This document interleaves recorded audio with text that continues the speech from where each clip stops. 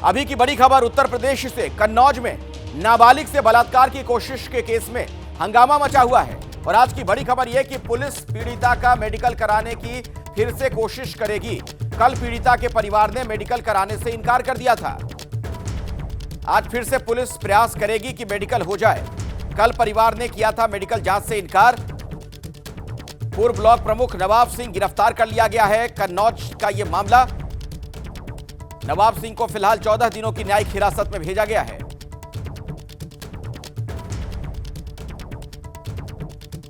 सूचना का तत्काल संज्ञान लेते हुए थाना पुलिस और पीआरबी मौके पर पहुंची थी, जहां पे लड़की को बरामद किया गया और आपत्तिजनक हालत में अभियुक्त नवाब सिंह को भी हिरासत में लिया गया।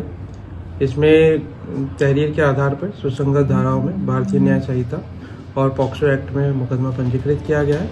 इसमें अभियुक्त को गिरफ्तार कर लिया गया है और विधिक कार्रवाई की जा रही है।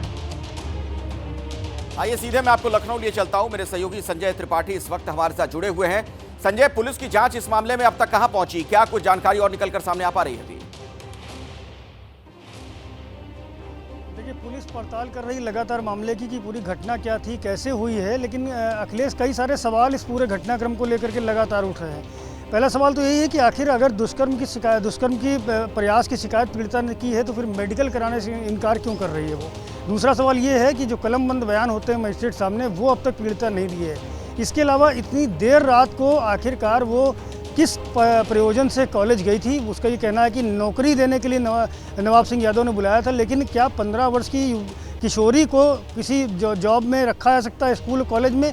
इस तरह के कई सारे सवाल हैं। बहरहाल पुलिस पूरे मामले की पड़ताल कर रही है। उस बीच में नवाब सिंह यादव का जो आपराधिक इतिहास है वो पुलिस ने सामने रखा है। लगभग 15 मुकदमे नवाब सिंह यादव पर दर्ज हैं, जिनमें लूट से लेकर के धोखाधड़ी, बलवा, सरकारी संपत्ति को नुकसान पहुंचाना और 16वां मुकदमा जो उनके ऊपर दुष्कर्म का प्रयास है, इसका दर्ज हो गया है। तो बहरहाल पुलिस लगातार इस पूरे घटनाक्रम से जुड़े हुए सारे पहलुओं को खंगाल रही है, लेकिन नवाब सिंह यादव और उसके करीबियों का ये कहना है, उनका ये दावा है कि जानबूझ करके कॉन्स्पिरेसी रची गई है और इसी पर्पस से, इसी मकसद से उसको इस पूरे घटनाक्रम में, इस मामले में फंसाया गया है। समाजवादी पार्टी इनकार कर रही है, पल्ला झाड़ रही है नवाब सिंह यादव के समाजवादी पार्टी से जुड़े होने को लेकर के। उनका ये कहना है कि कई वर्ष पूर्व पार्टी विरोधी गतिविधियों के चलते नवाब सिंह यादव को पार्टी से निकाल दिया गया था, लेकिन कई सारे तस्वीरें भी भारतीय जनता पार्टी के लोग दिखा रहे हैं कि नवाब सिंह यादव किस तरह से समाजवादी पार्टी और बड़े नेताओं के साथ जुड़ा हुआ था। दावा यहाँ तक किया जा रहा है कि कन्नौज में उसको मिनी मुख्यमंत्री तक बुलाया था अखिलेश यादव कार्यकाल में। तो बहरहाल पूरा का पूरा घटनाक्रम की जांच पड़ताल तो चली रही है, लेकिन सियासी मैं आपके पास आऊंगा, लेकिन एक बयान दर्शकों को सुनवाना चाहता हूं। ब्लॉक प्रमुख रहे नवाब सिंह यादव के बहाने दरअसल बीजेपी समाजवादी पार्टी पर हमलावर भी है। बीजेपी का आरोप है कि नवाब सिंह यादव समाजवादी पार्टी के अध्यक्ष अखिलेश की सांसद पत्नी डिंपल यादव का करीबी है, लेकिन समाजवादी पार्टी पल्ला झाड़ रही है। समाजवादी पार्टी के लोग क्या कॉलेज इसीलिए खोल रहे हैं क्या?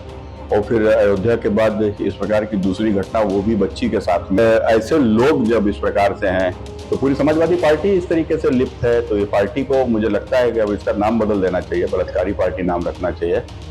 नवाब सिंह समाजवादी पार्टी का हिस्सा नहीं हैं आज की डेट में। अब बीजेपी के वो कौन से लीडर हैं? जब नवाब सिंह गिरफ्तार होकर थाने जाते हैं तो बीजेपी के लीडर सुबह ही सुबह अपने नवाब सिंह को बचाने के लिए, मैं इतना स्पष्ट रूप से बता देना चाहता हूं कि कन्नौज की घटना हो या गाजीपुर की घटना हो या तमाम सारी घटनाएं जो पूरे देश और प्रदेश में हो रही हैं इस वक्त, वो बीजेपी के लोग ही इसमें पाए जा रहे हैं।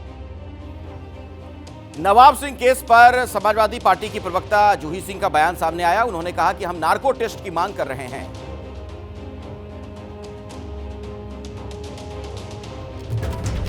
तो जूही सिंह ने क्या कहा, आपको बयान भी सुनवाएंगे। दरअसल समाजवादी पार्टी की प्रवक्ता की तरफ से ये बात कही गई है कि इस मामले में नार्को टेस्ट हो।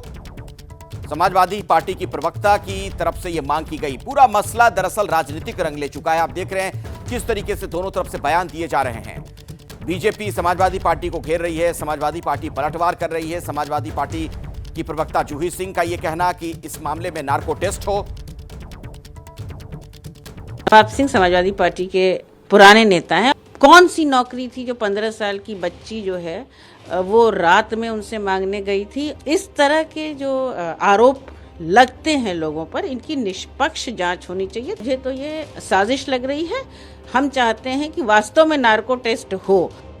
इसमें सपा का चाल चरित्र दिखाई देता है, किस तरह का चरित्र है उन लोगों का, किस तरह का व्यवहार वो लोग करते हैं। ऐसे लोगों को तो बिल्कुल पास में भी नहीं रखना चाहिए। समाज के लिए ये लोग दाग हैं, इनको संरक्षण नहीं मिलना चाहिए, बिल्कुल उचित नहीं है। लेकिन ऐसे लोगों को सपा का संरक्षण मिलता है, ये बहुत दुख की बात है। सीधे मैं आपको संजय के पास ले चलता हूं, लखनऊ। संजय, देखिए, दो सवाल। एक तो पुलिस की जांच किस दिशा में बढ़ रही है वो भी बताइए, लेकिन समाजवादी पार्टी के नेताओं के जो बयान हैं उसकी दिशा से बिल्कुल ये साफ लगता है कि आरोपी के साथ वो खड़े हैं, क्योंकि कोई साजिश बता दे रहा है, कोई इस मामले में कह रहा है नार्को टेस्ट हो। देखिए, दो तरह की बातें समाजवादी पार्टी कर रही हैं। अगर जूही सिंह के बयान को सुनेंगे तो उनका ये कहना है कि इस मामले में नार्को टेस्ट हो, और मनोज यादव का बयान सुनेंगे तो कह रहे हैं समाजवादी पार्टी का नवाब सिंह यादव से कोई लेना देना ही नहीं है। तो अगर इस तरह की बातें हैं तो खुद समाजवादी पार्टी कहीं ना कहीं कंफ्यूज होती है। पहले तो या तो वो ऑन करे कि उनका नेता है या नहीं है, और हर मामले में जिस तरह का अयोध्या का केस हुआ था, मुईद खान को लेकर कहा गया था कि इस पूरे मामले में डीएनए जांच की जानी चाहिए, अब कहा जा रहा है नार्को टेस्ट होने चाहिए। तो ऐसे ये संभव नहीं हो सकता है कि एक एक मामले में नार्को टेस्ट या डीएनए प्रोफाइलिंग की जाए। बहरहाल इस पूरे मामले को राजनीति से भी जोड़कर देखा जा रहा है, क्योंकि उत्तर प्रदेश में 10 सीटों पर विधानसभा के उपचुनाव होने हैं, और उत्तर प्रदेश में योगी सरकार हमेशा से कानून व्यवस्था को मुद्दा बनाती रही है।